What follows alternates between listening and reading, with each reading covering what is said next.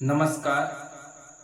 आज हम एक चैनल को क्रिएट किए हैं जिसका नाम है पराक्रमी मगध।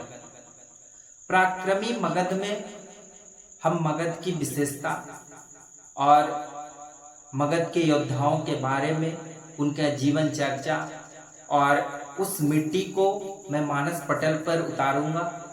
लेकिन सबसे पहले हम फर्स्ट ऑफ ऑल मगध के बारे में हम परिभाषित करेंगे।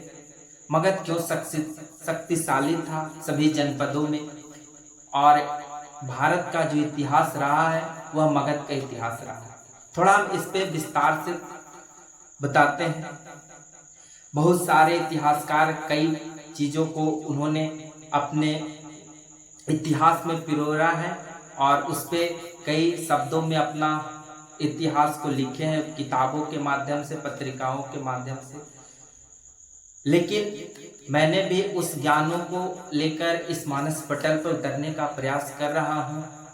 मगध धरती का वह टुकड़ा जहां से सुदृढ़ शासकीय व्यवस्था की शुरुआत हुई। मगध धरती का वह कोना जहां से निकली ज्ञान की रोशनी ने पूरे विश्व का अज्ञानता के अंधकार से बाहर ला प्रकाशित कर दिया। प्रामाणिक तौर पर ऐसा कहा जा सकता है कि मगध विद्रोह की भूमि है।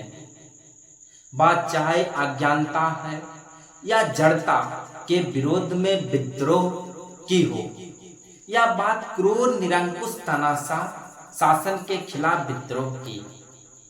गौरव तल है कि आज जब हम मगध की बात करते हैं तो हमारे समझ में पटना के दक्षिण के उस भूभाग पर केंद्रित रहती है जिसके अंतर्गत वर्तमान में बिहार के 8 जिले प्रशासनिक रूप से माने जाते हैं।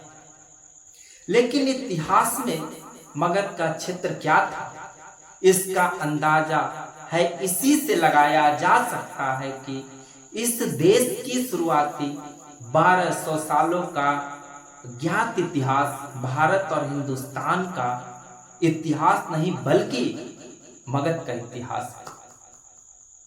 मगध के विद्वानों ने इसका शब्द का अर्थ ज्ञान के रूप में लगाया है।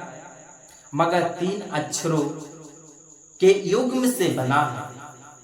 मगध भारतीय भाषा और ईरानी भाषा के तार्किक अधिवेशन के आधार पर माना गया है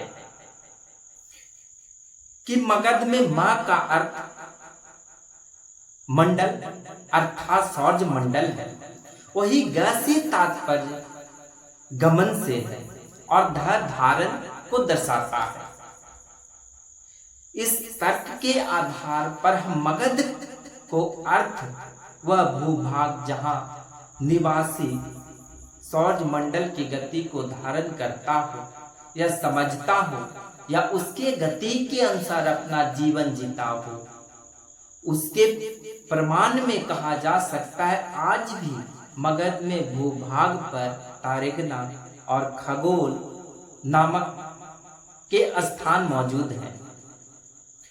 इन नामों से ज्ञात होता है कि इस क्षेत्र विशेष में लोग कालांतर में उच्च कोटि के खगोलविद रहे होंगे और इसकी विशेषताएं होगी। आर्यभट्ट इस विद्या के महान पंडित थे। यह हम सभी को ज्ञात है। कुछ साहित्यकार में पहाड़ और जंगल की भूमि को कहा गया है। ऋग्वेद में मगध को वात्स्यों की भूमि कहा गया है। वात्स्य का अर्थ होता है जिसका जीवन गाय पर हो।